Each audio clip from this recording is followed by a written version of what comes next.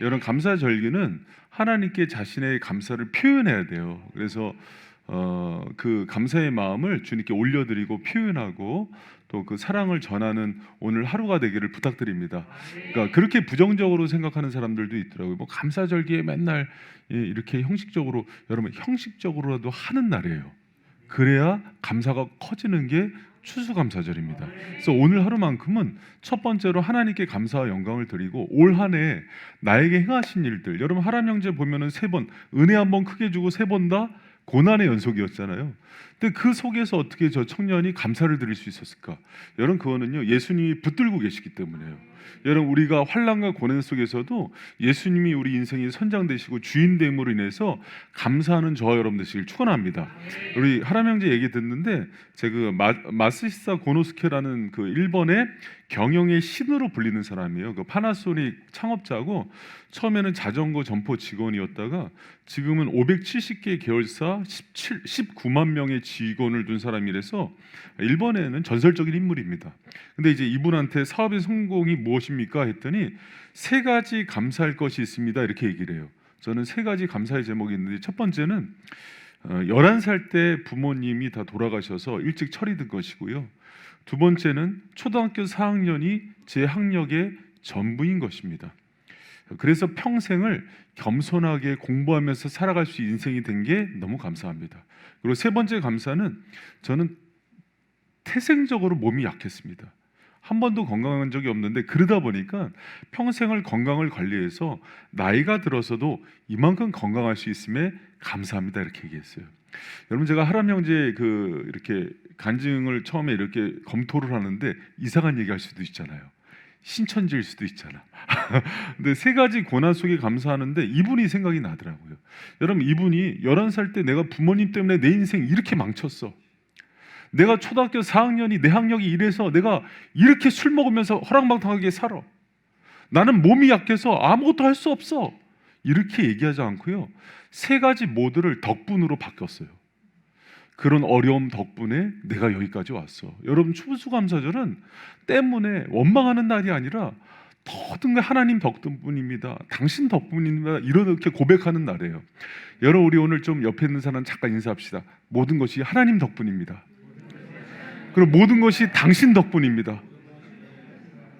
진심으로 당신. 그래서 여러분, 그렇게 오늘 추수감사절에 때문에 원망하는 게 아니라 돌아보면서 저는 그 살아계시는 하람 형제 이렇게 간증문 받으면서 이거 성령께서 알려주신 간증문 같다.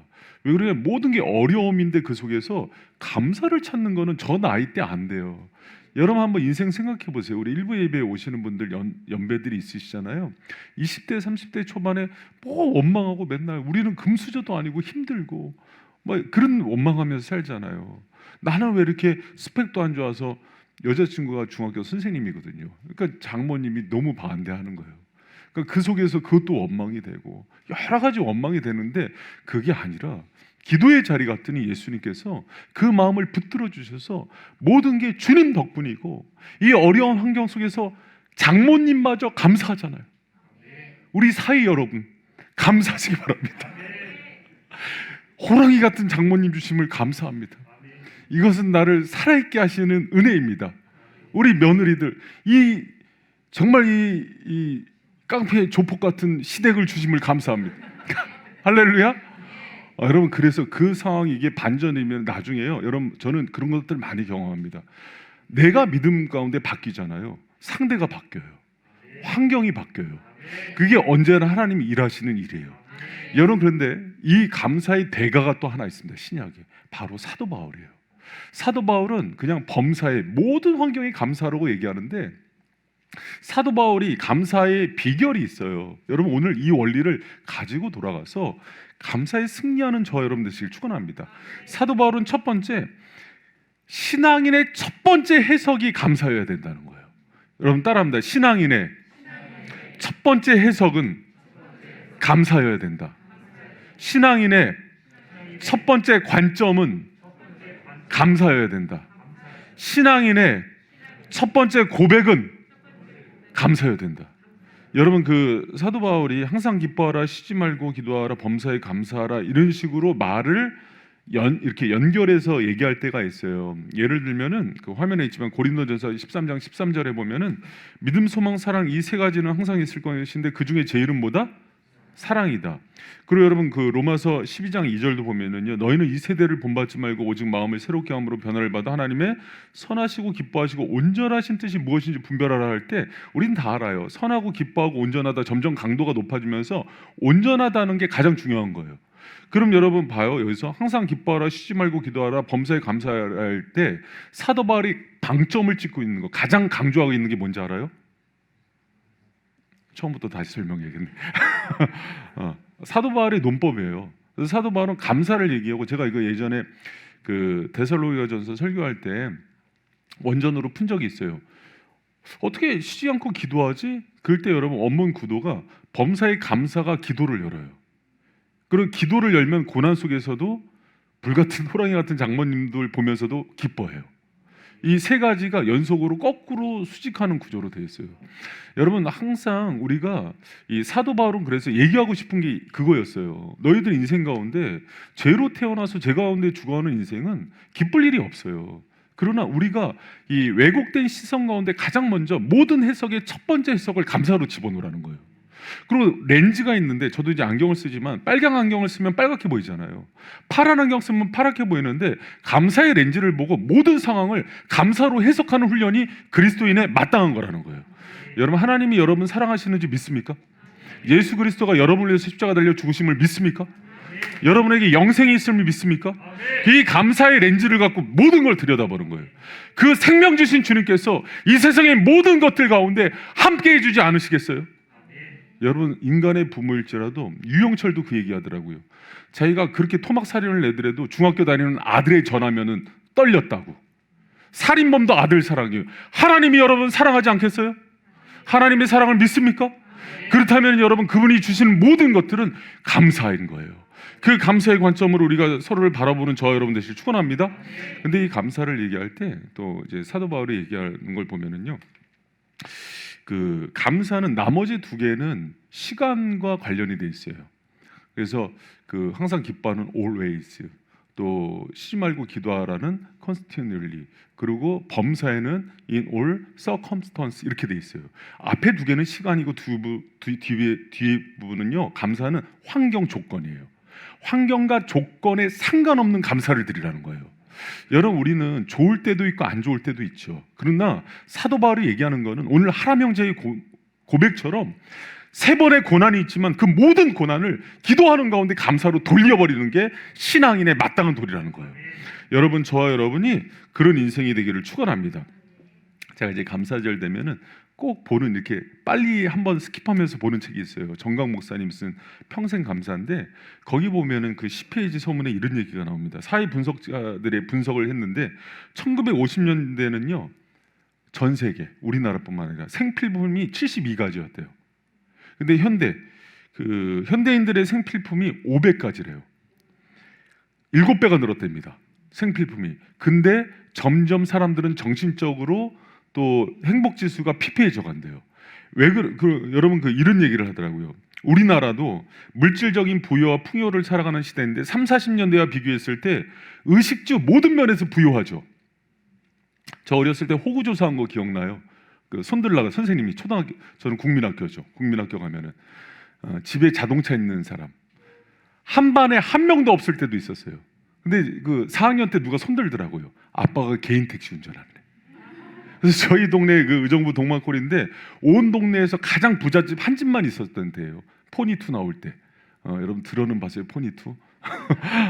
그리고 여러분 저희 아버지가 93년도에 그 핸드폰을 샀는데 그때 핸드폰이 이만했습니다. 무전기. 근데 그게 울리잖아요. 지나가는 사람들이 다 쳐다봐요. 그래서 제가 그거 들고 나갔다가 아버지한테 매 맞아 죽을 뻔했는데 지금은 초등학생 애들도 다 들고 다니잖아요, 핸드폰. 여러분 그 어려운 사람들도 차 다 있잖아요. 그렇게 풍요로워지는데 행복하지 않다는 거예요. 그때 정강 목사님이 내린 결론이 뭐냐면은 이거는 물질과 소유 때문에 행복이 결정되지 않는다. 사람들의 의식에 감사라는 고백이 없어지기 시작한 때부터 행복이 없어지라는 거예요. 하고 싶은 얘기는 감사로 관점과 해석을 바꾸라는 거예요. 여러분 우리가 이제 11월, 12월 들어가는데 뒤돌아보면서 아픔도, 가시나무도, 또 불같은 사람도, 관계적인 아픔도 모두 하나님께 감사의 고백으로 돌려드리는 저 여러분 되시길 축원합니다. 할렐루야. 여러분, 우리 추수감사절은 사실은 이스라엘 절기는 아니에요. 청교도들이 메이플라워 타고 와서 영국에서 미국으로 그 신앙의 자유를 타고 건너갔을 때 1년 후에 1620년도에 영국에서 메이플라워 타고 미국으로 와서 1년 만에 1621년도에 드렸는데, 그때 당시에 이들의 상황은 너무 어려웠어요. 경제적으로도 농사들 짓는데 흉년이 와서 그리고 죽어가는 사람들이 너무 많았어요. 그랬을 때 많은 사람들이, 여러분, 102명이 처음에 오거든요. 누구도 불평원망하지 않았어요. 그러고 나서 감사 예배를 드릴 때 모든 사람들이 그 상황에 대해서 첫 번째 들은 게 그럼에도 불구하고 감사하자였어요. 이게 추수감사절의 기원이 됩니다. 여러분, 추수감사절의 시작은 감사할 수 없는 상황에서 감사를 드리는 거예요. 여러분, 저희 그 교회 가운데, 또 우리 가정 가운데 이렇게 얘기하는 사람이 있었으면 좋겠어요. 첫 번째 고백이 코로나 때문에 2년 동안 너무나 힘들어. 또 집값이 폭락해서 지금 너무 힘들어. 내년에는 IMF보다 더 힘들대. 소망이 없어. 애들 교육 문제 너무 힘들어. 이렇게 얘기하지 말고 그 끝을 항상 이렇게, 그런데 정말 감사하죠. 이 얘기 한마디가 모든 걸 바꿉니다. 그리고 이 고백이 하나님께서 너무 기뻐 받으시는 고백이에요. 여러분, 한번 저 따라해 주시기 바랍니다. 따라해 보세요. 그런데 정말 감사하죠. 좀 감정이 들어가야 돼요. 정말 감사하죠. 여러분, 이 고백이요, 그러니까 막 얘기를 할 수가 있어요. 그래, 부부끼리도 막 힘들고 먹고 살기 힘들다, 어렵다, 이대로 못 산다. 그런데 마지막 고백을 그걸로 다 바꾸시기 바랍니다. 우리의 모든 고백의 해석과 관점이 감사가 될 때 하나님께서 열어주시는 거예요. 할렐루야. 여러분, 그리고 감사해야 되는 두 번째 중요한 얘기가 있어요. 감사는 하나님의 약속을 붙잡는 힘이에요. 여러분, 감사가 뭐라고요? 하나님의 약속을 붙잡는 힘입니다. 여러분, 우리 성도들 너무 잘 알아요. 수요일마다 성경 강론에서 출애굽기 배울 때 17장에서 19장, 15장에서 17장 원망장이라고 배웠어요. 이스라엘 백성들 원망했다. 원망할 수 있어요. 할 때마다 근데 깨어진 게 있어요. 뭐냐면 하나님께서 주시마 약속하신 그 약속들이 깨져나가기 시작한 거예요. 그래서 여러분, 그 광야에서 죽을 수밖에 없었던 거예요. 여러분, 그런데 우리 지난주까지 다니엘서 끝났잖아요. 다니엘이 70년 후면은 포로거기가 끝나고 다시 이스라엘로 복귀한다고 얘기했는데, 시간은 지나도 그런 일은 없고 오히려 자기가 정치적인 희생이 돼서 사자굴에 던진다 그랬을 때 다니엘이 드렸던 필살기가 뭐였어요? 감사를 드린다고요. 내일 죽지만 그 기도를 멈추지 않고, 하나님을 섬기는 걸 멈추지 않고 그가 드렸던 마지막 기도가 감사였을 때 사자들이 애완용 고양이가 되는 역사가 일어나잖아요. 할렐루야. 여러분, 하나님께 그분을 인정하는 거예요. 하나님은 살아계십니다. 내 인생의 주인이십니다. 주님이 일하십니다. 이 고백이 드려지는 게 뭐냐면 감사한 거예요. 할렐루야. 여러분, 김병년 목사님이란 분이 있어요. 자녀가 셋인데 사모님이 목회하던 중에 다치셔서 식물인간이 돼요. 근데 그분이 이런 얘기를 하더라고요. 인위적으로 감사하라, 기뻐하라, 기도하라 이런 말 하지 말라. 충분히 슬퍼할 시간이 필요하다. 그런 사람들을 위해서 차라리 울어주라. 여러분, 저 그 말에 100% 동감합니다. 근데 김병현 목사님이 얘기하고 싶은 게 뭔지 알아요? 우리가 감사할 수 있고 기뻐할 수 있고 기도할 수 있는 힘은 우리한테 있지 않다. 주님이 열어주시고 붙잡아 주실 때만 가능한 거다. 인간의 가벼운 입술로 그렇게 감사를 조장하지 말라는 거예요. 여러분, 다니엘이 감사를 할 수 있었던 게 그의 힘이라고요. 요나가 물고기 뱃속에서 이제 스올과 같은 그곳에서 감사를 드린 게 그의 힘이라고요? 아닙니다. 하나님을 믿는 자, 성령의 임재가 있는 사람들은 그 안에서 여러분, 불같은 고난 속에서도요, 변하지 않는 소망이 임하는 거예요. 여러분, 주님의 자녀인 줄 믿습니다. 그렇기 때문에 우리는 우리 가운데 어떤 상황 속에서도 그 감사는 흔들리지 않고, 결국 그 감사의 고백 가운데, 하나님의 인정 가운데 하나님이 이루시는 놀라운 일들이 우리 가운데 임하는 줄 믿는 저와 여러분 되시길 축원합니다. 여러분, 예수님의 그 오병이어 사건 보면은 물고기 2마리와 보리떡 5개예요. 5,000명을 먹여야 되는데, 여러분 생각해봐요. 우리 식솔이 5,000명인데 아빠인데 애가 5천 명이라고 칩시다. 물고기 2마리와 보리고 5개인데 먹으려 그러면은 뭐가 나와요? 불평이 나오죠. 원망이 나오죠. 겨우 준 게 이거냐고 얘기해야죠. 그런데 그때 축사하심에 이렇게 돼요. 그건 뭐냐? He gave thanks God 이렇게 돼 있어요. For God. 그러나 하나님께 축사하신 게 감사를 올려드려. 이거 주시며 감사합니다. 그때 하나님께서 우리가 예수 믿지 않는 사람들도 기억하는 그 역사들이 일어난 거예요. 여러분의 인생 가운데 그 은혜의 역사는 감사를 통해서 그게 마중물이 돼서 올라온다는 것을 믿으시기 바랍니다. 할렐루야. 여러분, 신앙을 생각할 때 그 믿음의 사람들은요, 믿음을 척도하는 신호등이 있대요. 근데 신호등 중에 감사의 신호등을 보면서 그 사람의 성숙도를 본다 그럽니다.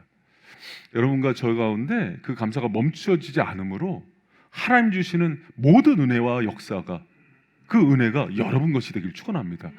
여러분, 그 유대인들이요, 어렸을 때 애들한테 가장 먼저 가르치는 말이 감사래요. 그리고 그 감사의 언어를 가르치기 전까지는 아무 말도 가르치지 말라는 격언을 줬어요. 왜 그러냐면 유대인들은 하나님의 약속 중요하게 생각하잖아요. 그 약속의 주인공이 자녀가 되기를 원하는 마음으로. 여러분, 저와 여러분이 추수감사절입니다. 하나님께 모든 감사 올려드리고 또 부모님께 또 함께 있는 배우자에게, 자녀에게 감사의 마음을 표현함으로 올해 이제 12월까지 또 내년을 열어갈 때 하나님께서 여러분 천부이신 아버님이 여러분보다 여러분을 더 아끼고 사랑하는 분이 여러분에 대한 계획과 약속이 없다고요? 거짓말입니다. 하나님은 여러분이 생각하는 것 이상으로 계획과 약속이 있어요. 그 모든 것들을 누리는 저와 여러분 되시길 축원합니다. 할렐루야. 여러분, 그리고 마지막으로 감사는 신앙의 마침표가 되어야 돼요. 여러분, 감사는 신앙인의 첫 번째 고백이 돼야 되고 관점이 돼야 되고 해석이 돼야 된다 그랬는데, 신앙의 마지막도 마침표도 감사가 돼야 됩니다. 여러분, 여기 말씀을 보면은요, 우리 같이 한번 읽어봐요. 시작. 평강의 하나님이 친히 또 너희 온 영과 혼과 몸이 우리 주 예수 그리스도 강림하실 때 흠없게 보존되기를 원하노라. 아멘. 여러분, 그 감사에 대한 얘기를 하면서 쭉 연결하면서 그리스도의 날이 이루게 하신다는 약속도 얘기하시지만은 종말, 예수 그리스도가 오실 때 그 종말의 때를 얘기해요. 이게 참 처음에는 이해가 안 됐습니다. 그런데 제가 그 유대인들의 절기 중에서 3대 절기가 있잖아요. 초막절, 유월절, 칠칠절. 초막절이 우리 추수감사절하고 많이 비슷해요. 근데 초막절이 되면은 추수기 때 하나님이 꼭 시키는 게 있습니다. 너희들 옛날에 광야 시절에서 너희들이 포로됐다가 종살이하다가 나왔을 때 내가 인도한 걸 기억시키기 위해서 일주일 동안 텐트 생활을 시켜요. 부자군 뭐 가난하건 상관없이. 그러면서 처음에 자기가 이렇게 나그네 삶이라는 걸 가르쳐요. 그러면서 또 하나 하는 게 있습니다. 꼭 읽히는 책이 있어요. 전도서 읽힙니다. 이 땅에 아무리 많이 가졌다고 하더라도 모든 것들이 헛되다는 걸 알아라. 우리의 소망은 하늘에 있어야 된다. 하나님께 있어야 되고 예수 그리스도께 있어야 된다는 걸 가르치는 거예요. 여러분, 우리가 이 땅 가운데서 가난할 때도 있어요. 잘 살 때도 있어요. 그러나 마지막은 결국 마침표는 감사로 할 수 있는 이유는 마지막에 예수 그리스도와 본향을 바라보면서 드릴 수 있는 감사가 있기 때문인 거예요. 할렐루야. 그래서 초막절에 텐트 생활을 하면서 전도서를 읽혀요. 그리고 마지막에 부자건 잘 살건 많이 배웠던 못 배웠던 또 몸이 건강하든 안 할 것 같이 똑같이 가는 길이 있다.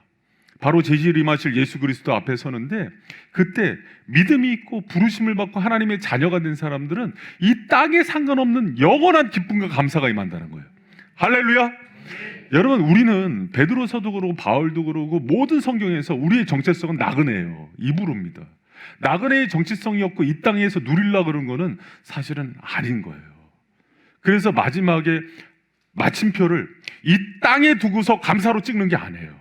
우리는 본향을 바라보면서 나를 영원한 자녀 삼으신 예수 그리스도, 나의 생명 되신 그분을 바라보면서 드리는 감사가 진짜인 거예요.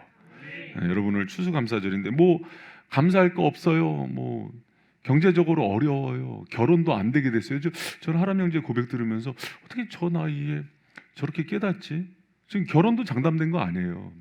직장도 뭐 사실 이제 저한테 여름에 찾아왔을 때는 이제 막노동을 나가야 되겠대요. 왜 그러냐면 이제 그 사업 그 관리비나 임대료 내야 되니까. 그래서 노가다를 뛰러 간대요. 그래서 이제 뭐 주일이고 새벽이고 못 나온대요. 그렇게 하지 말고 하나님께 기도해서 풀어보자. 지금 이 문제는, 지금 여자친구 문제는 기도했는데 그러면 사업 문제는 기도 안 하냐? 여러분, 그럼 어떤 건 기도하고 어떤 건 기도 안 해요? 하나님 일용할 양식도 구하라 그러죠. 인생의 질병도, 악한 영의 문제도, 중독의 문제도 기도해서 풀라 그러죠. 그분이요 제일 싫어하는 게 있어요. 우리 힘으로 하는 거예요.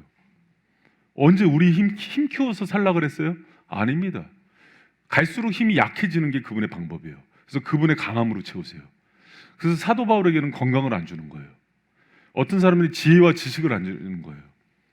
마스다 고노스키는 학벌을 안 주는 거예요. 하나님만 의지하게 해서 사는 법을 가르치는 거예요. 여러분, 신앙이라면은 그래서 기도의 용사가 돼야 되는 거예요. 그랬을 때 모든 것들을 뒤집고 반전하고 역전시키는 능력이 임하는 거예요. 그 속에서 누구 때문에 감사하는 거냐면, 여러분 그 마지막에 고백하는 거 들었어요? 그런 것 때문에 아니라 나 같은 죄인을 받아주신 은혜에 감사한다고. 그게 감사의 끝입니다. 할렐루야. 성령이 역사할 때는 간증자와 설교자가 일치가 돼서 같이 가요. 그러니까 그런 거 다 없어도 상관없다는 거 아니에요. 지금 하라명제 어디? 하라명제 그치? 아직 믿음이 거기까지는 안 올라갔나 거기까지 가요. 그래서 그 하박국의 고백이 나오고, 사도 바울처럼 이 땅에 사나 하늘나라 가나 상관없다 나는. 여러분, 거기까지 보여야 땅에 대해서, 땅의 문제에 대해서 자유로워져요. 여러분, 이 땅에 있으나 어차피 죽으면 하늘나라죠. 믿습니까? 그 믿음이 없이 무슨 여러분 신앙인이에요. 여기서 살다가 비행기 타고 가다가 비행기가 막 난기 위에 흔들리면 주여 눈을 떴을 때 하늘에서 뜨게 하여 주시옵소서. 할렐루야. 여러분, 인생을 그래서 주님이 원하는 대로 확 불태우면서 살 수 있는 거죠. 그의 나라와 그의 의를 구할 수 있는 거고, 우리 선교사님들처럼 모든 거 버리고 선교지로도 갈 수 있는 거죠. 할렐루야. 여러분, 그게 인생입니다. 우리 오늘 김현수 권사님이 아주 기도도 은혜스럽게 하셨는데, 뒤돌아보니까 청춘 다 가고 이제 노년에 주님 기다릴 때가 섰는데, 그때 이렇게 대표 기도하고 하나님께 감사의 기도하는 그 인생이 복된 거 아니겠어요? 할렐루야. 여러분, 우리 마지막에 예수를 인해서 하나님 주신 은혜로 인해서 감사드리는 인생이 되기를 축원합니다. 할렐루야. 여러분, 그 말씀을 맺겠습니다. 감사는요 하나님을 가장 기쁘게 하는 인간의 언어이고, 하나님께서 주신 축복을 완성시키는 게 감사래요. 제가 이제 그 정강 목사님 책이 있더라고요. 노래는 부르기 전에는 노래가 아니고, 사랑은 표현하기 전까지는 사랑이 아니고, 축복은 감사하기 전까지는 축복이 안 된다. 할렐루야. 되게 명언이죠. 그래서 여러분, 그 감사를 넉넉히 표현할 때 하나님 너무 기뻐하세요. 여러분, 우리가 주일날 하나님께 찬양하고 또 봉헌하고 기도하는 게 다 감사의 표현이에요. 여러분, 그 하나님 드러내고 하나님 높이는 저 여러분 되시길 축원합니다. 그때 세 가지 기억하셔야 돼요. 감사는 신앙인의 첫 번째 해석, 관점, 고백이 돼야 돼요. 말문을 여는 게 감사가 돼야 돼요. 그리고 말을 마칠 때도 그런데 너무 감사하지 않니? 이렇게 마치는 저 여러분 되시길 축원합니다. 그리고 그 감사를 자녀들에게 가르치세요. 하나님께, 부모님께, 또 서로에게 감사할 수 있는 그런 저 여러분 되시길 축원합니다. 제가 그 생각해봤어요. 내가 감사할 게 너무 많더라고요. 근데 오히려 올해 특별히 감사한 거는 하나님께서 저를 구원해 주신 은혜가 늘 첫 번째예요. 그리고 이 죄인을 불러주셔서 목회자의 사명 주셔서 이렇게 거룩한 사명 감당케 하시는 거 감사하고요. 제 세 번째 제일 중요한 감사는 뭔지 아십니까? 그녀를 만난 거예요. 여러분한테 그게 순서가 돼야 돼요. 바꾸면 안 됩니다. 그리고 우리 가족 주신 거, 그리고 바이색 가족을 만난 거예요. 어떤 목회자들은 틈만 나면 교회 떠나고 싶다 그러는데, 저는 교회를 오고 싶어요. 그렇게 보고 싶고 보면 힘이 나고, 저만 그런지 모르겠지만 여러분도 서로 그게 저한테 너무 감사하고, 또 코로나 속에서도 2년 동안 이렇게 교회가 더 부흥하고, 또 부흥했는데 불신자들이 오고, 또 이 속에서 다음 세대가 또 부흥하고, 이게 너무 감사한 거예요. 그리고 지금 뭐 1부, 2부, 3부들이지만 자리가 없어서 이렇게 줬지만 이것마저도 감사한 거예요. 할렐루야. 뭐 애들 집에 들어가면 애 넷이 막 짹짹거리고 사춘기 애들 셋이 막 저기 나는 이 사춘기 애들을 이해할 수가 없어요. 왜 갑자기 얘기하다가 울고 그러는 거야? 그리고 왜 갑자기 막 뭐 아이스크림 먹고 싶냐고 물었는데 왜 화를 내? 모르겠어요. 근데 그것마저도 감사하더라고요. 모든 것이 은혜이고 감사입니다. 할렐루야.